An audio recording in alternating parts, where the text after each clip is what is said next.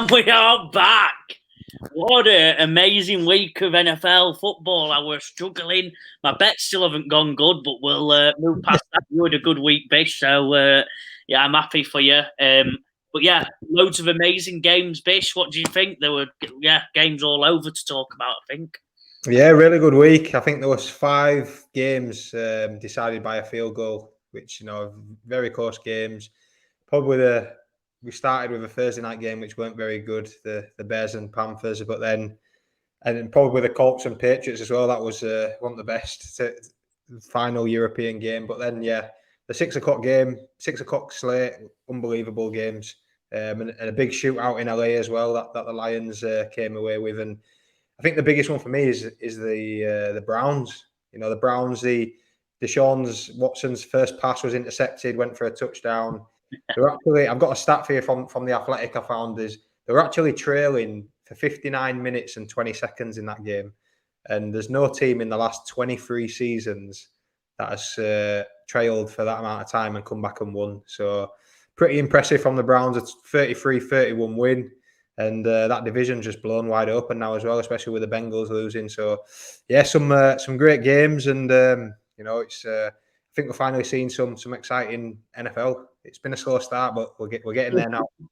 It has. I think we started around this time last year, didn't we? We obviously started the show on a good route, because last year every show we were like, boom, and yeah, finally had a great week. Even in Arizona game were good. That's what I were happy about. Arizona finally had a good, exciting game against Atlanta. Atlanta should not have lost that. I will watch. Some reason I got drawn to that. The highlights, I was paying attention. It were crazy. Atlanta need to be. I think some changes might have to happen there soon. And but otherwise, happy for Kyler. Kyler did well. Looking back, all the hate he were getting in the off season, looks like he were hungry to get back on the pitch and play well. So I was happy for him. Yeah, loads of talking points. So I presume most of them will come up during the show. So let's get into it. But we'll start off with the segment that we always start off with, Bish, the injury report. Yeah, I like the way you just skipped over the punt league, Joe. He's not doing too well in that one. Sorry, Bish. Yeah, no, I did that. I thought you were just skipping it because it's not been a week for you. On the punt, Bish, you lead the way in the punt league. It hurts me to talk about. Yeah, no, it's like you said, it's some big scores, in the NFL, and it showed in fantasy. There's no game that's sort of neck and neck with the Monday night game tonight. So there's some pretty big blowouts, really. Myself, 151 points.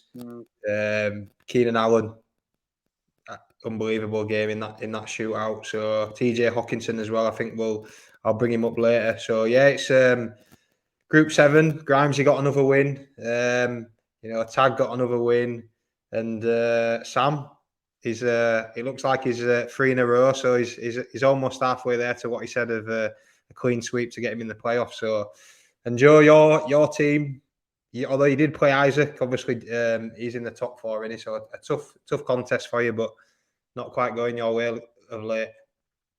No, I got 69, pardon the pun, 69 points in the, everyone else got, and I lost to someone with 80 points. So if I had a below average week, I still would have won.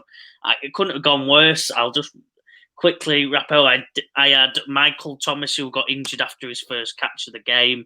I got DJ Moore with a sting 8 points after he's had a good year. And I fought against the Carolina side with a weaker defense. He'd get me more points. My kicker did nothing. Cowboys is one of the best games. I've just destroyed New York Giants. The defense did nothing other than stop them. Did nothing of note. So only 8 points. As I saw the score and I was watching it, I didn't really pay attention to what the defensive score was. And I was like, oh, I must be in for a good 15, 16, 18, 20 points here in my defense. No, 8 points did not just did nothing but stop them getting first downs. Other than that, no one else did well. Aaron Jones, nothing. Joe Mixon did all right. Jared Goff, my top scorer, with 21 points, which for a QB is probably about where you need a QB, but nothing to really make that big difference. So I've got I've got Dalton Kincaid to go, but Isaac's got Josh Allen and the Buffalo Bills defense, so I don't think I'm winning this week, Bish. Yeah, I was just about to give you some hope and say, Dalton Kincaid a couple of touchdowns, but then obviously he's got Josh Allen throwing him the ball. So I need Allen to get injured, to be an absolute shootout, and the backup QB to throw all his passes to Dalton Kincaid. I guess there's always 1 in a million chance, but yeah, like I said, how exciting the league is, Bish. I've absolutely loved doing it. It's been good. I just need. I'm talking about my own team again, but I just need my people who I traded for to come back. I've got Kyron Williams there, who was having a great year before he got injured. Devonta Smith was on a bye. I've got also Khalil Herbert, who's meant to be coming back in the next couple of weeks. So, and if them two come back, I can make some trades on my other running backs and actually make a difference to my team. But at the moment, with the way AJ Brown is and taking away Devonta Smith, I'm struggling. So, yeah, some big moves to be made by me, Bish. So hopefully next week I'll have a bit more action and even more trades to announce to the show. I'm not sure if we've covered it. You did one with was it this week or last week? It was this week, yeah. Big one. Was it this week? Night. Yeah, I think it was the night or the day after the show. Yeah. Okay. Yeah. That was a fairly big one. Obviously, Barkley's involved, Joe Mixon and Kyler. So yeah, you're a blockbuster trade this year, aren't you? You've been heavily involved. None of them have worked in my favour yet, but yeah. Trade. Well, to be fair, this one's not been. It wasn't the worst one ever. I traded Saquon, Christian Watson for Joe Mixon, Jahan Dotson, Kyler Murray, and 15 fab. I think that one actually might come off for me. I can't believe he traded for Saquon, especially with the Dallas game this week. It's a trade low week, innit? I think after last night's performance on Saquon, I think I'd be getting much less than I got. So I think I traded him at the right time. There's nothing coming from that Giants for the rest of the season, I don't think. Christian Watson got outshone again as a wide. I don't think there's any special wide receivers on that Green Bay team. So yeah, to be honest, happy with Kyler. Should have played him. Wouldn't have made much difference, but probably looked at playing him. Joe Mixon's all right, and Jahan Dotson's one in every 3 games. He'll have a big week. So if I need a flex one, I'm happy with Jahan. So yeah, might work out for me in the long term. That one actually, Bish. Yeah, should have mentioned that. Nice. Yeah, trade deadline's I think 2 weeks away, so there might be a bit more action as it goes on. But yeah. What are you looking at, Bish? Obviously, 150 points. You're comfortable. Jay Stroud. I'm struggling in me sort of. My decision this week was Deontay Johnson against the Packers or Calvin Ridley against the 49ers, and neither of them performed. I went with Deontay Johnson, and the Steelers just absolutely blitzed him on the ground. So I think he got 19 yards off 1 catch. So that's probably an area where I'm struggling. Just that flex option. I've got Puka Nacua back next week. Might not do anymore. What's their schedule like coming up? You've got Seahawks, Arizona, Cleveland. Yeah, next 4 weeks pretty good though. Yeah, they're gonna be throwing. Obviously if Stafford's fit, it's decent. But the biggest one is that I've put Trevor Lawrence back on the trade block to see if there's any nibbles, because CJ Stroud is my man now. He's 2 weeks in a row now. He's delivered. So yeah, that's it. We were talking about him last week as MVP, and now all of a sudden everyone else has jumped on the bandwagon. So the punt was there first. Yeah, we were. To be fair, when was it? It was about 3 or 4 weeks ago we first brought up CJ Stroud and how good he was looking. I think we saw the signs early, Bish. So if there's any followers that are doubting our knowledge, I think that's one that we can stick into a minute. The CJ Stroud commentary we had. I think it was 4 weeks ago we were commenting saying this guy knows it. You can see the signs are there, and God, the last 4 weeks has been incredible.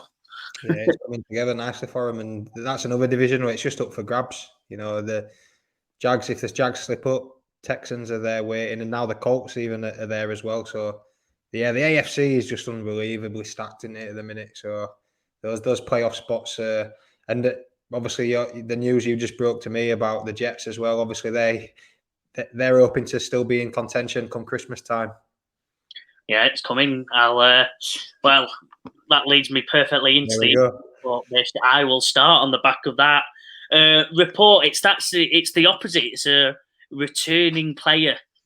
Bish alluded to it there. The New York Jets. Aaron Rodgers quoted, "I will be back by mid-December." Bish, you have doubts over this. You don't quite believe his thing. But if he's back by mid-December, to have any chance of a playoff run, they've got to beat. They've got the Raiders, who the resurgent Las Vegas Raiders after 2 good wins after firing the coach. Then they've got the Buffalo Bills. Then they've got the Miami Dolphins. Bish, I don't think he should return. Let the team get a higher draft pick and help yourself out for one last year next year, because I don't think you'll even be in for a shot at the moment, Aaron. But what do you think, Bish? I just can't see how he's going to be back by mid-December, if I'm honest. He likes attention, doesn't he? He wants to put it out there, I guess. And he's ruptured his Achilles in September. That's like 3 months. He's back in. Obviously, you can see him on the field. He's throwing the ball and he's putting pressure on it. But standing still and throwing it compared to being in a game with big guys chasing you, how he injured it in the first place. I can't see it myself, if I'm honest, but I suppose it's sort of good news for them as well. I suppose he's trying to divert the attention away from Zach Wilson and what's going on at the minute. So, but yeah, it's tough, like you said. They got beat by the Raiders, and they've got obviously the Bills and the Dolphins coming up, and I believe they've still got the Texans, the Browns on the schedule as well. So yeah, I don't hold much hope of them making the playoffs, if I'm honest. No, that apparently they were going to go in. Well, no, they didn't go in for. My brain's just. I've done a classic Joe moment. Didn't go in for Carson Wentz. Carson Wentz rang them up and they said, "No, we're sticking with Zach Wilson," according to the reports, Bish. It seems like that decision's been made. No offense to Zach Wilson, but I think that decision was made earlier on to get another draft pick in and go for it next year. I think they'll trade for a wide receiver as well, because even I think we spoke about it last week. Even with Zach Wilson there, not the best. There's only Garrett Wilson who's everything, and you've got a little bit of Alan Lazard every now and again, but I think they need another option as well out there. So yeah, I wouldn't be surprised if that is the plan, to be honest. A decent draft pick, make a trade, and then go hell for leather out next year. On more negative reports, Bish, who is your first player? My first one is Derek Carr, Saints quarterback. He were a pretty nasty tackle, if I'm honest. A bit of a high-low. He got hit high, and someone chopped his legs at the same time. So he actually went off with what looked with a concussion and a shoulder injury as well. So Jameis Winston came into the game, and for fantasy owners, it was probably the best thing that could happen, to be honest. He started. We know what Jameis is about. He started throwing the ball around, 2 touchdowns, but also 2 interceptions.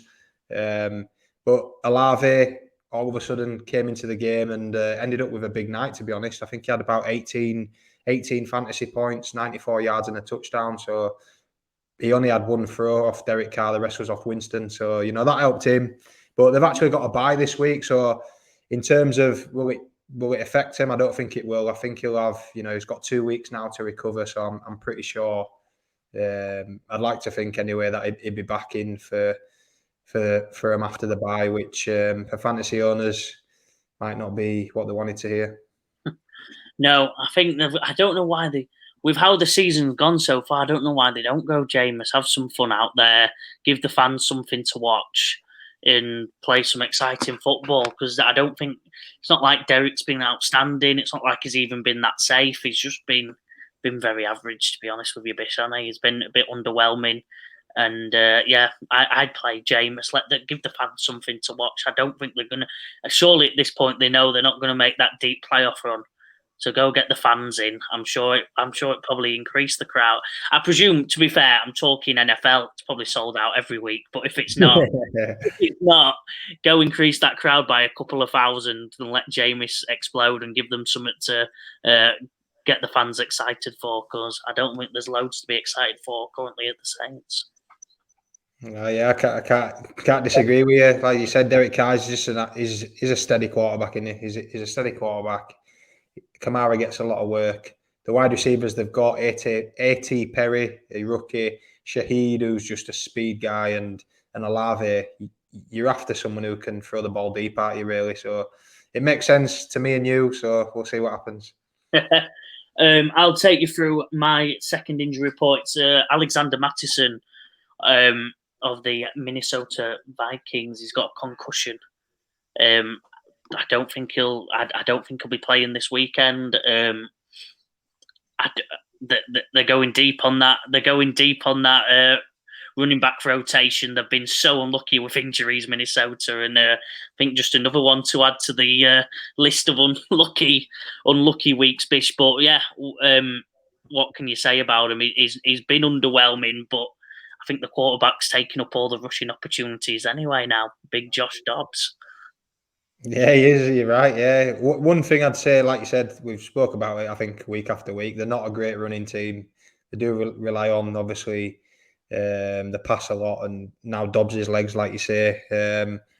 Ty Chandler came in late. He got a lot of carries. I think just because they were massively ahead, they started playing a bit conservative. So he looked decent on a few carries.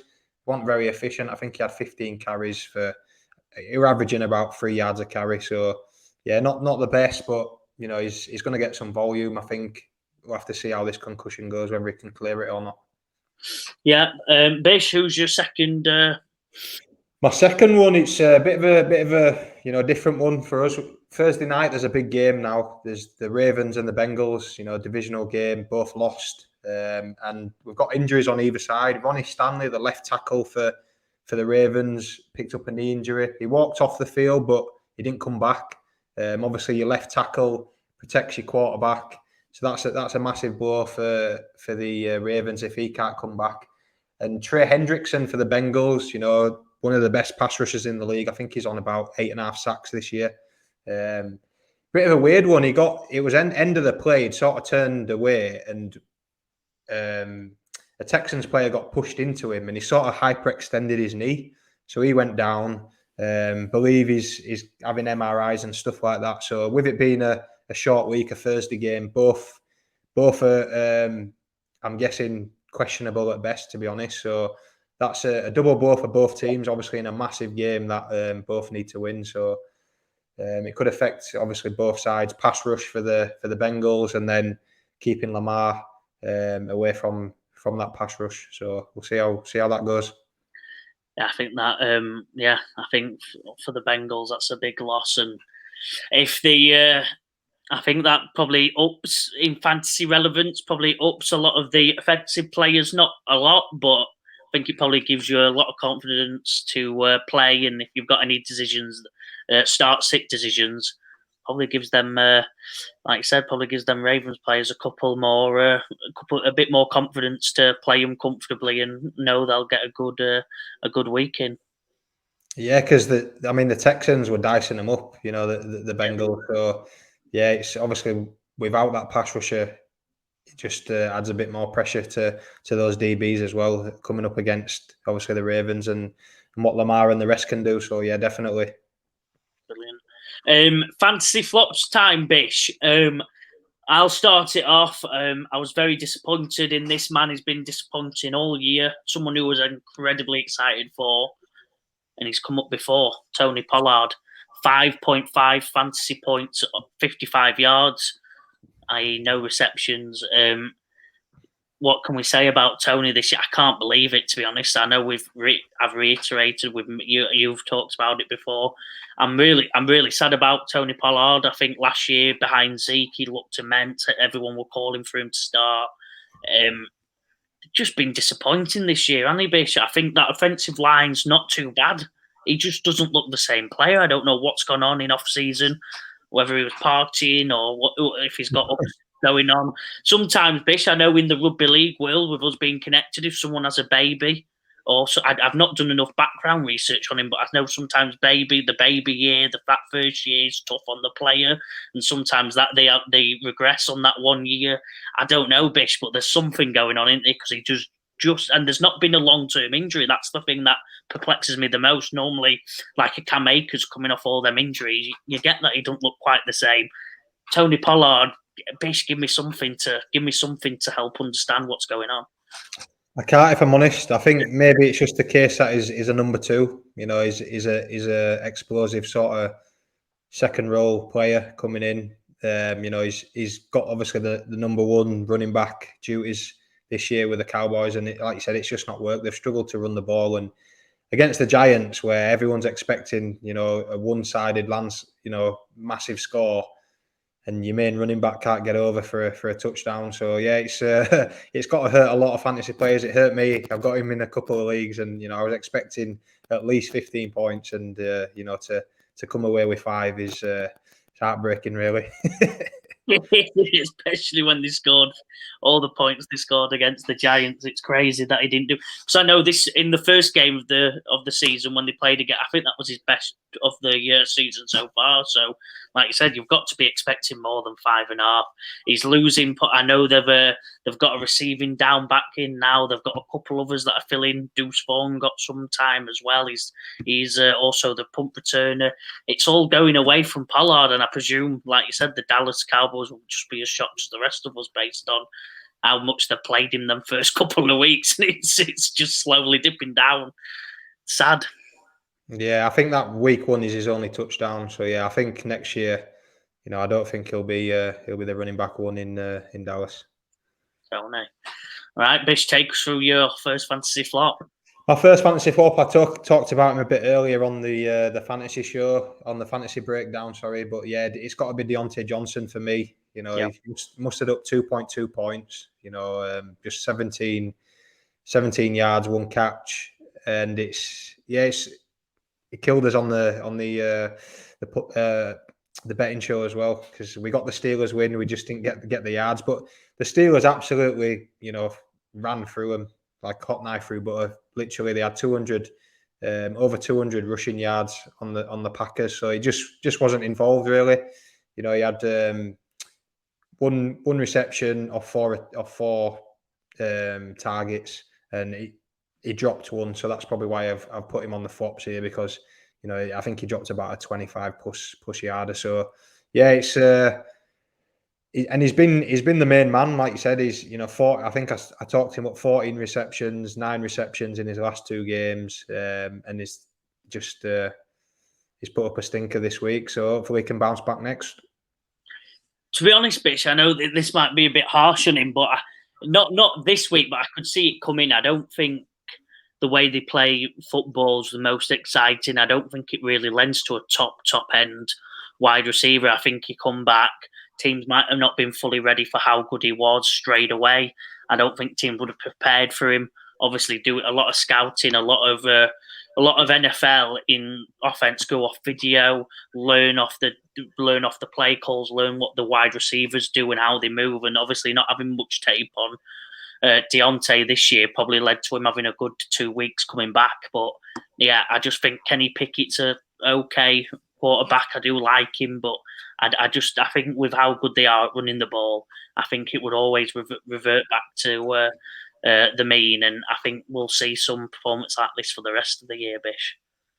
Yes, you know they absolutely killed it on the ground. So I suppose they're a bit limited out there, the Steelers. They're not going to be a great passing team and a great running team. You know, it's going to be one or the other, with the way they play games. So this week it was Jalen Warren had an unbelievable game on the ground. So yeah, I'm hoping for my fantasy team it's the other way, and they're chasing a few games and having to throw it, I think. Yeah, sorry, Bish, I'm just dishing out. Sorry, Bish. Yeah, I'll take you through my second fantasy flop, a team fantasy flop, but I'm going to concentrate on one man. I'm going Travis Etienne Jr. of the Jacksonville Jaguars. like I said, the whole team flopped against San Francisco, 34-3. He ended up with 5.4 fantasy points. They just got completely shut down, Bish.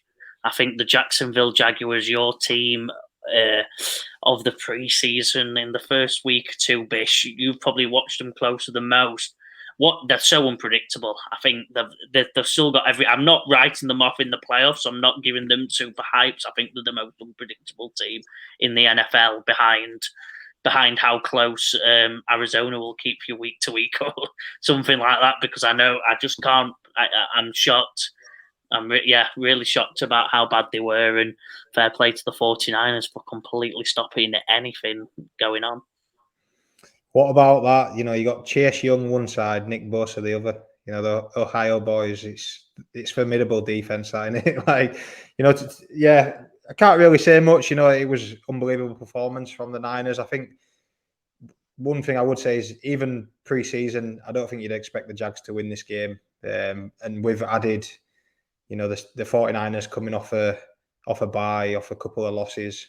Expected them to come out hot, and they did. And yeah, like you said, it were pretty one-way traffic. So it's getting tight in that AFC South now for the Jaguars. The Texans and the Colts are nipping on the heels. So we'll see. Some of those young boys need to step up and get those wins coming back. Hopefully they'll turn it around, Bish. Like you said, they've had great moments in the UK games, in the London games. They were awesome, weren't they? So hopefully we see them fly back next week against the Titans. Bish, take us through your second fantasy flop. Speaking of the Titans, my flop is Derrick Henry. Against the Bucks, and this was just one-way traffic. The defense was swarming everywhere, all over Will Levis. I must have watched them hit Derrick Henry in the backfield at least 3 times, and as we know, Derrick Henry is a big body. Once he builds up that momentum, he's hard to stop. But if you can get him early, you just nullify him, and that's what they did really. 2.5 points in the punt. 11 carries, 24 yards, and one reception for -4. So it was just a non-factor. A pretty poor offensive game from the Titans, and yeah, it's one of those. We've spoke about the Titans, haven't we? I'm not really sure. I've traded him away in one league because I'm just not sure what they're going to deliver. The Titans, they swapped the quarterback. They've brought in the rookie Will Levis, but they've still got an old sort of core. Henry's there. Hopkins is your main wide receiver. So it's a bit of a mishmash, and I'm not really sure what to expect from him. So, I'm sure he'll bounce back, but it's all on that offensive line. If they can keep him going forward, then he's in for a big day. But if that pass rush can get that pass rush, those defenders can blitz and get to him. It might be another few days like this. So yeah, tough one for owners. You can't really do much with him, can you? You just got to keep him in your lineup and hope he bounces back. Yeah, I think I'm surprised they didn't trade him before the trade deadline, Bish. I know it's easy for us to say, obviously, a franchise cornerstone like Derrick Henry, but the reports were there were a couple of teams interested. I'm surprised they didn't. With Will Levis coming in, with a lot of old legs on that team, they're not going to make the Super Bowl, and that's what it's about. If you're not making the Super Bowl, you're building and you're getting something exciting going. Or some teams are happy making them playoffs, but it looks like they're not even going to do that. So I'm surprised they didn't get a few pieces for him. Be interesting in the off season or the year after, when it normally comes out what was offered and not. They normally don't come out straight away. But yeah, I'm definitely going to be paying attention to the news reports and seeing what was offered and if they could have, because I think looking back in the future years, that'll be a franchise-changing decision, keeping him, sadly. And he's a brilliant player, but they just don't have the team. They don't have the team to keep him. Yeah, it's a fair call. Like you said, they traded away Bayard, the defensive back, but I think they come out and said, he's Henry's a Titan for life. So yeah, it's a business decision made, and obviously it might hurt the franchise, but I suppose you've got to stick to your morals as a GM. let's hope it doesn't get him fired. Yeah, that's the other side of it, isn't it? But yeah, Bish, I believe we'll go into the next one. You start us off. It's Bish's breakouts, the top players of the week. I think we've got quite a few. Yeah, it's like you said, it's been a week of some big performances, a lot of points scored, and for me, my player of the week is Keenan Allen. You know, it's 41-38 shootout in LA. The Chargers getting done by the Lions at the end there, but it was 35 points in the punt. You know, he caught 11 out of 14 passes, 175 yards and 2 touchdowns. And he also left the game. He picked up a shoulder injury. You know, got tackled, landed heavily on his shoulder. So, you know, I think he left, came back, and then I think he left again, and ended up coming back and getting a touchdown at the end. So, yeah, we've spoke about him before. He is that guy, innit? He is that guy across the middle, causing all sorts of problems still at his age. And he is their offense. It's Herbert to either Eckler or Keenan Allen. That's it. So, you know, he's and again, the Chargers, somehow they find a way to lose a close game. So, but yeah, he had a massive game. I'm glad that I managed to get him in my punt team, and I believe he's gonna win me the title. He might do. I think Chargers, like you said, Chargers had another Chargers game, didn't they? So it were a thing. But yeah, awesome. I totally agree with you, Bish. On my one, I've got I've got a double player. I'm stealing you. I know you've done a few double player breakouts. I've got Dak and CD Lamb. Dak threw 404 yards, 5 total touchdowns. CD with 11 receptions, 151 yards, and 2 touchdowns. Crazy game from them both. CD were getting running action, passing action. It was all about CD Lamb, and Dak Prescott, I think, took the positives of that with a brilliant stat line. So yeah, destroyed the Giants. Not much to say in terms of fantasy in the whole, but just credit to them this week. They did what they had to do and did it very, very convincingly. Yeah, without a doubt. And, you know, Lambs is playing well in his. I think that's his third 150 plus game. And everyone talks about Tyreek Hill and AJ Brown. And, you know, I think CD Lamb now is sort of nipping at the heels. And if he can continue that till the end of the season, there'll be some happy fantasy owners. Yeah, I didn't, to be honest, Bish, I'll just put my hand up quickly. Didn't see it with CD, saw a good wide receiver. I didn't think he'd elevate himself to the level he is, but he's doing it, and he's I think in the last 3 weeks the number one receiving receiving number one wide receiver in the league. That is a better way of putting it. Bish, yeah, take us through your breakout. My number 2 is I'm going to go with TJ Hawkinson. You know, he's the Vikings tight end, and first half he was on fire. He was literally, the ball was, he must have had a magnet on his gloves because he was everywhere. He pulled up with 24.9 points for us in the punt. 11 out of 15 catches, 10 of them coming in the first half. 134 yards and 1 touchdown. And he's actually been carrying a rib injury for the last few weeks. You know, it's a bit of a pain management thing, but he took some big hits. He hit the floor quite hard a few times, and it took him a while to get up and had a spell on the sideline and come back. But yeah, it's one thing I learned. I did some digging this morning, and he's actually trained with Josh Dobbs in the off season in Tennessee. So they've actually got a chemistry already before Josh Dobbs obviously got traded to the Vikings. So I can just see him being peppered all year now. You know, Josh Dobbs used his tight ends a lot in Arizona, and I can see this carrying on. So TJ Hawkinson owners, I think you know, they've got the bye to get past, but once they get past the bye, he comes out of that healthy. I think you're in for a good playoff run.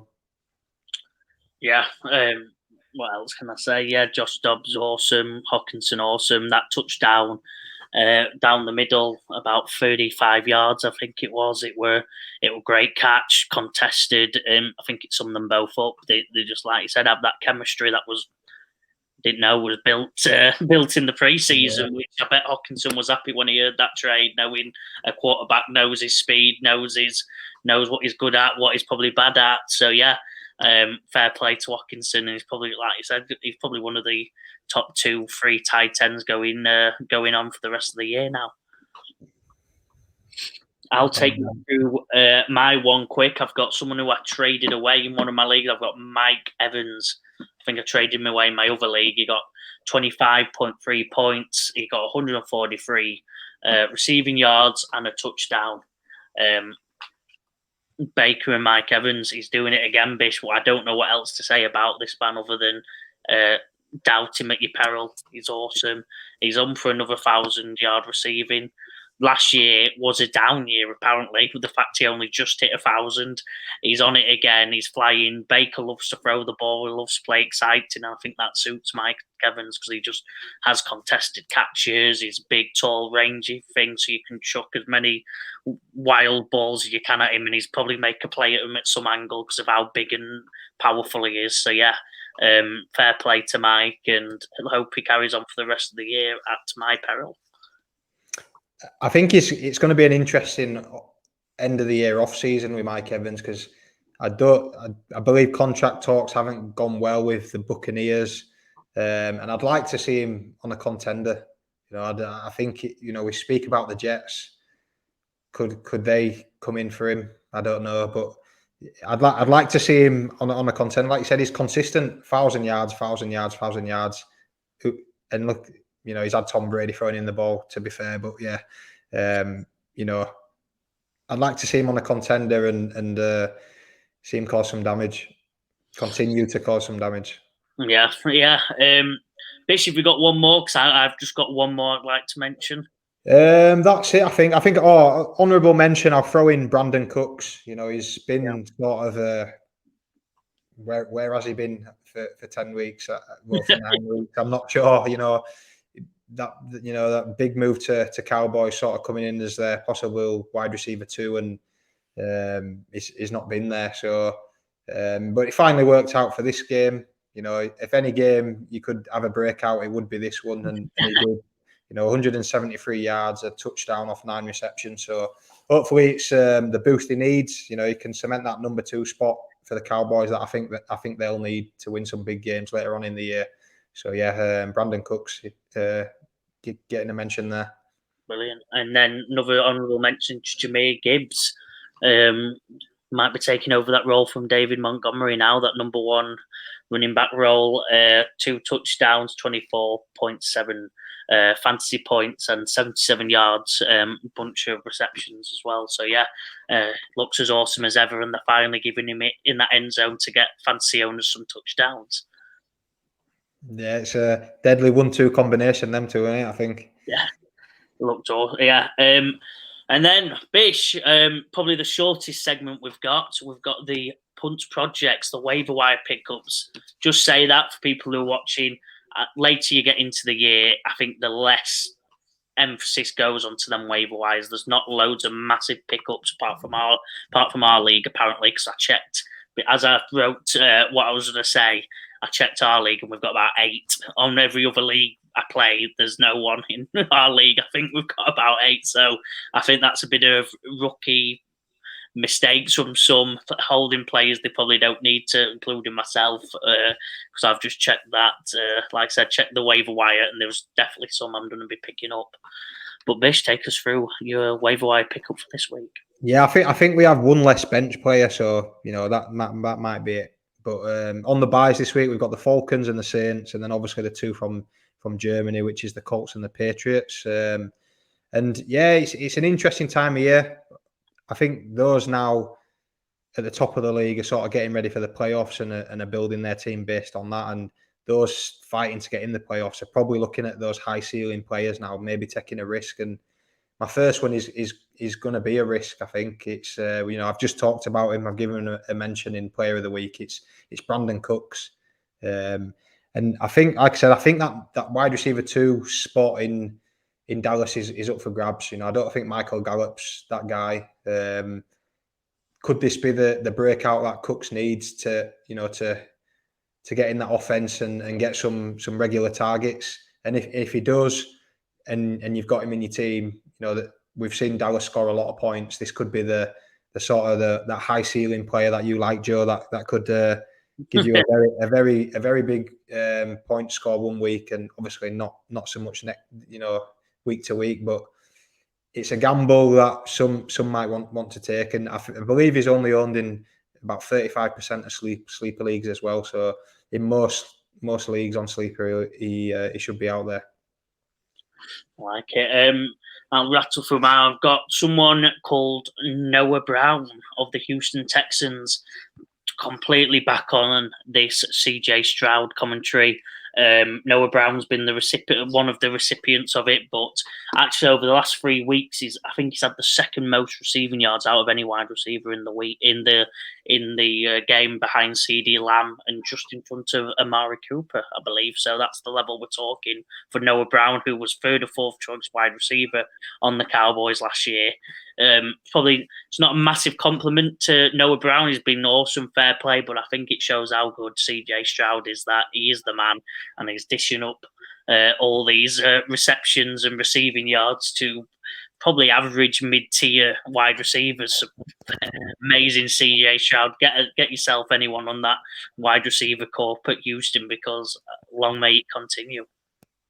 Yeah, he's dicing them up, CJ, isn't he? So you want a piece of that action. And I think he stepped in nicely for Nico Collins, who was out injured, and the week before Robert Woods as well. So he's just got so many options. He's definitely someone that I think if you've got a spot, definitely get him. It's a good shout. Brilliant. And then the final segment of the week, the punters, the best kicker of the week. Bish, who have you got? I'll just find him. Jason Myers this week, the Seahawks kicker, 21 points. He racked up 100% on 7 efforts, 5 field goals, and one of them being the game winner after the clock had expired as well. So, yeah, it was a tough game to start, probably for 3 quarters, field goal for field goal, and Myers delivered, and 21 points off your kicker. That's some valuable points there. Yeah, it is. It's a dream, innit, when you see that. Because I think kickers are normally just off the page, aren't they? You normally have to scroll down, and when the points aren't looking good, you scroll down and you see 10 plus for your kicker. You're in heaven. You think, wow, I've got a chance. It doesn't matter how well the others do, I've got that chance. Mine's along the similar lines, but it's Matt Prater, Arizona, 18 fantasy points. Big week for kick. I think there was some 16, some 15 points. A lot of kicking going on. A lot of field goals scored this week. Arizona had obviously Kyler Murray back. I think that gives them an automatic amount just by his rushing. He looked electric out there, and I think that meant maybe not getting all the touchdowns and all them red zone opportunities, but it meant Matt Prater's going to get a lot of opportunity deep enough so he can get them field goals in, just because Kyler's going to keep active, keep the plays going, get enough rushing yards to get them in a good spot on the field. Yeah, and I can see him picking up a few more wins, the Cardinals. I'm not sure whether that's a good thing or a bad thing for him as an organisation, but with Kyler back, and so I can see Prater getting some action. Bish, take us through the end of the show. It's been a good one. Plenty of talking points. I'm excited myself. With big betting week for you, not for me again. So Bish finishes off and take us through the final bit of the show. I've enjoyed week 10. Like you said, we're at the business end now of your fantasy leagues, and you're either hanging on to playoff spots, or you're trying to get yourself into them, and or cruising at the top of the league if you call tag. So yeah, and you. I'm close behind him.